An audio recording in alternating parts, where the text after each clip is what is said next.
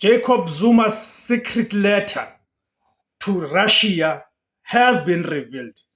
Jacob Zuma, he is the former state president and the former ANC president in South Africa. He is currently the president of an opposition party, the official opposition called Umkhonto weSizwe Party. So the letter that he penned to the Russian authorities, of course, it's a secret letter. That letter has been revealed. So what does this letter contain? What is this letter all about? Because it's important that we understand the contents and then also put the context of that letter. What does letter mean and why did he have to write that letter? So the shadow diplomacy, the relationship between former South African President Jacob Zuma and Russia has always been defined by secrecy and controversy, most notably surrounding the aborted 1 trillion nuclear deal. And to Jacob Zuma's credit, now the current administration, which is the Cyril Ramaphosa's administration, all of a sudden, it is pursuing the nuclear. But when it was under Jacob Zuma, when he had attempted to pursue this nuclear alternative energy, there was a lot of backlash from the West and, of course, using their proxies within the South African political system.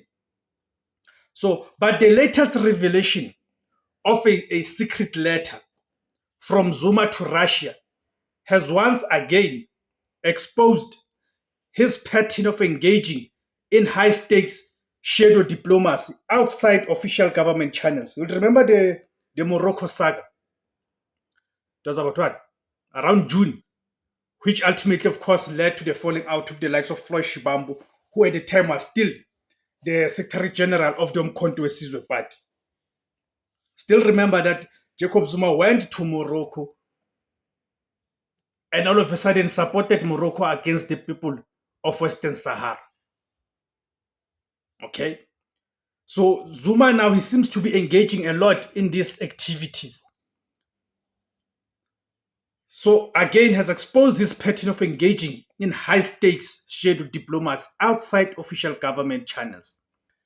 The contents of this letter underscore his enduring controversial ties to Moscow. For those of you who do not know, Moscow is the capital city of Russia. The content, a plea for South African mercenaries.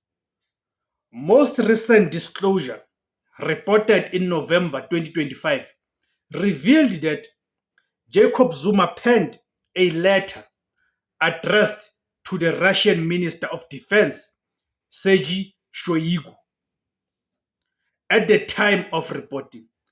This was not a letter about national policy or diplomatic trade. It was a desperate humanitarian and political request concerning a group of South African men. But remember, there's a story about South African men, about 17 of them, who are somewhere in Ukraine. They're stuck there in Ukraine. 17 South African nationals.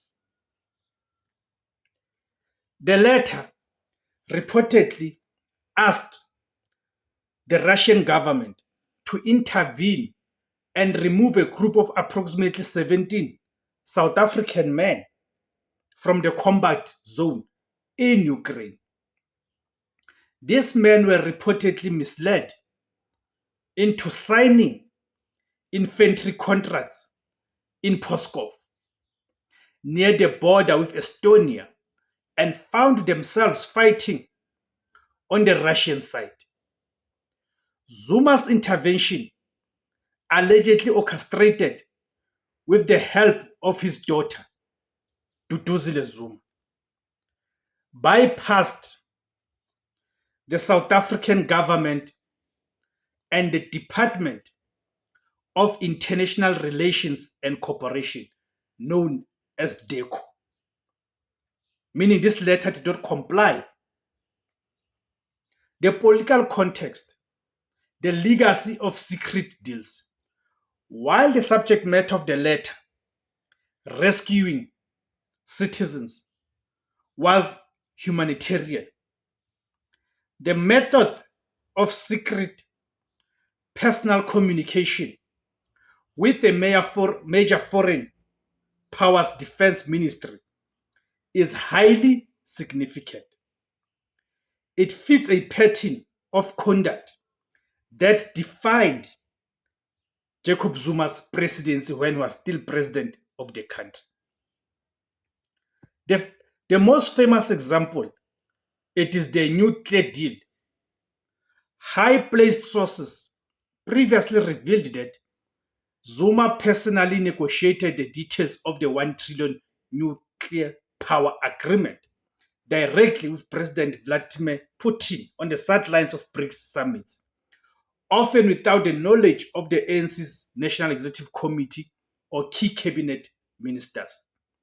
This shadow negotiation sought to limit South Africa to acquiring Russian reactor technology and gave Russia significant control over auxiliary contracts, leading courts to eventually rule the deal to be illegal. Shadow diplomacy, the weaponization of personal ties. In the view of his critics, Zuma's continued use of secret personal correspondence after leaving office, whether about a nuclear deal or mercenary crisis, demonstrates an enduring willingness to conduct foreign policy through personal, non-transparent channels rather than formal diplomatic structures. Number one, bypassing the state. The letter about stranded men entirely undercut the authority and capabilities of the current South African government, suggesting that Zuma, as a private citizen, has more effective back-channel access to Moscow than the sitting government. Number two, political loyalty. This is rooted in Jacob Zuma's deep historical ties to the Soviet Union, where he received military training, and his current Umkhonto weSizwe Party's staunch solidarity with Russia against Western imperialist forces. So in conclusion, the threat to state authority. The revelation of Jacob Zuma's secret letter is not just a footnote on a humanitarian crisis. It is a critical warning about the threat to the state's authority. It confirms that Zuma continues to maintain and utilize powerful parallel diplomatic channels with foreign governments, reinforcing the perception that his personal loyalty to powerful global figures supersedes his respect for South Africa's constitutional institutions and democratic processes. Thank you guys for tuning in. My name is Tebos Kosana. The name of the platform is Izwi Labansundu, the voice for Africans. Kamakuma Africa.